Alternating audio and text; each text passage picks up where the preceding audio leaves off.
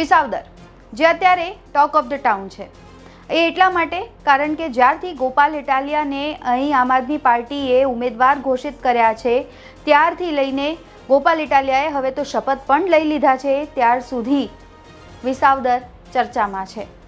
અલગ અલગ રાજનીતિ છે એ વિસાવદરથી સામે આવી રહી છે, નેતાઓના નિવેદનો છે એ સામે આવી રહ્યા છે। ત્યારે આ બધાની વચ્ચે અત્યારે જવાહર ચાવડા પણ લાઇમલાઇટમાં છે। જવાહર ચાવડાની ચર્ચાઓ છે છેલ્લા કેટલાય દિવસોથી ચાલી રહી છે અને એવું લાગી રહ્યું છે કે ભારતીય જનતા પાર્ટીમાં બધું જ બરાબર નથી અને સામે પવને ચાલી રહ્યા છે જવાહર ચાવડા।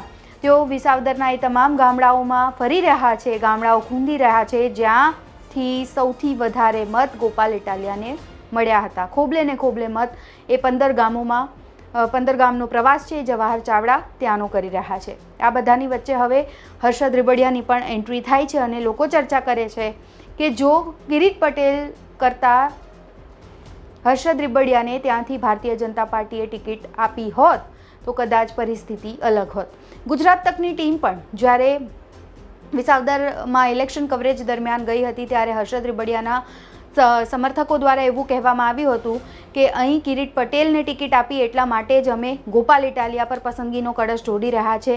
જો હર્ષદ રીબડિયાને આપી હોત તો અમે હર્ષદ રીબડિયા પર તેમને સમર્થન કરતા જોવા મળ્યા હોત। એટલે આપ સમજી શકો છો કે અહીં કદાચ વાંધો છે કિરીટ પટેલને ઉમેદવાર જાહેર કર્યા એટલા માટે છે, કોને ટિકિટ આપી અને એની સાથે સાથે કયા ચહેરાને ટિકિટ મળી છે એને લઈને ત્યાંનો વિરોધ છે એ અંદરખાને જોવા મળી રહ્યો છે અને હજુ પણ એ યથાવત હોય તેવું લાગી રહ્યું છે કારણ કે બીજી બાજુ જે આખી ગેમ રમાઈ છે, આખું ષડયંત્ર રચાયું છે કે જવાહર ચાવડા ભારતીય જનતા પાર્ટીમાં હોવા છતાં તેમનું સ્ટાર પ્રચારકમાં ક્યાંય નામ નહોતું અને એટલા માટે જ કદાચ તેમને કંઈક અલગ જ રણનીતિ સાથે પ્લાન છે એ આખો બદલી નાખ્યો અને તેમના સમર્થકો ગોપાલ ઇટાલિયા તરફ થઈ ગયા હોય એવી વાતો છે એ ચાલી રહી છે।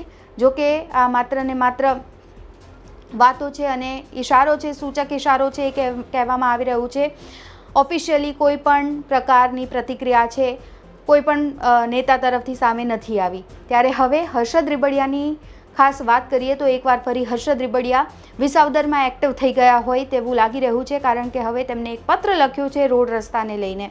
રોડ રસ્તાની સમસ્યા વિસાવદરમાં હવે દિવસે ને દિવસે વધી રહી છે અને એ સમસ્યાનું નિરાકરણ લાવવા માટે હર્ષદ રીબડિયા મેદાનમાં આવ્યા છે અને તેમને એક પત્ર લખી નાખ્યો છે અને કહ્યું છે કે વહેલી તકે આ રોડ રસ્તાનું સમારકામ કરવામાં આવે તો વિસાવદરની જનતા માટે જ એ સારું છે। એટલે આપ સમજી શકો છો કે હવે લાગી રહ્યું છે કે 2027નું ટ્રેલર છે એ અત્યારથી જ શરૂ થઈ ગયું છે અને ગોપાલ ઇટાલિયાને પાડી દેવા માટે કદાચ ભારતીય જનતા પાર્ટી હવે હર્ષદ રીબડિયાને આગળ કરી રહી હોય તેવું લાગી રહ્યું છે કારણ કે ભાજપને ખબર પડી ગઈ છે કે કિરીટ પટેલનો જાદુ તો ચાલ્યો નથી તો એકવાર ફરી કદાચ અંદરખાને હર્ષદ રીબડિયા આગળ આવી શકે છે, તેમના પર પસંદગીનો કળશ તે સમય ઢોળવામાં આવી શકે છે એવી વાતો ચાલી રહી છે। એટલે આપણે સમજી શકીએ છીએ કે આવનારા દિવસોમાં વિસાવદરની રાજનીતિ છે એ કઈ દિશા તરફ આગળ જશે। ગોપાલ ઇટાલિયાએ વિધાનસભાના અધ્યક્ષ શંકર ચૌધરીની અધ્યક્ષતામાં વિધિવત રીતે શપથ ગ્રહણ કર્યા છે ત્યારે લાંબા સમયથી રાજકીય ક્ષેત્રે ઓછી સક્રિયતા દાખવતા વિસાવદરના પૂર્વ ધારાસભ્ય અને ભારતીય જનતા પાર્ટીના નેતા હર્ષદ રીબડિયા હવે ફરીથી સક્રિય થઈ ગયા છે।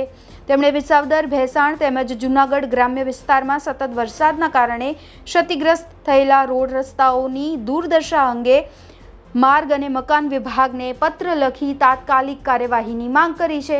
ચૂંટણી પૂરી થયા પછી ગોપાલ ઇટાલિયા એક બાજુ લોકોના પ્રશ્નોને લઈને વિવિધ મુદ્દાઓ ઉઠાવી રહ્યા છે ત્યારે આ પરિસ્થિતિ વચ્ચે ભારતીય જનતા પાર્ટીના પૂર્વ ધારાસભ્ય હર્ષદ રીબડિયાએ ફરી સક્રિય થઈને બોલવાનું શરૂ કરી દીધું છે। પોતાના પત્રમાં તેમણે લખ્યું છે કે વિસાવદર, ભેસાણ અને જૂનાગઢ ગ્રામ્ય વિસ્તાર રોડ રસ્તા ખૂબ જ ખરાબ હાલતમાં છે। વધારે વરસાદ પડવાના કારણે તેમાં મોટા ખાડા પડી ગયા છે જેના પર ચાલવું પણ મુશ્કેલ બન્યું છે।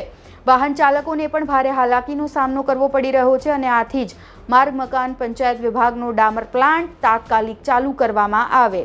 આ ઉપરાંત રોલર સાથે મજબૂત પેચવર્ક કરીને તાત્કાલિક ધોરણે રસ્તાઓ રિપેર કરવામાં આવે। અત્યારે ચોમાસાની સિઝન ચાલતી હોવાથી વિવિધ એજન્સીઓના રોલરો ફ્રી પડ્યા હોય છે। આથી જે તે એજન્સીઓને આદેશ આપી તેના રોલરોની મદદથી પેચવર્કનું કામ કરવામાં આવે।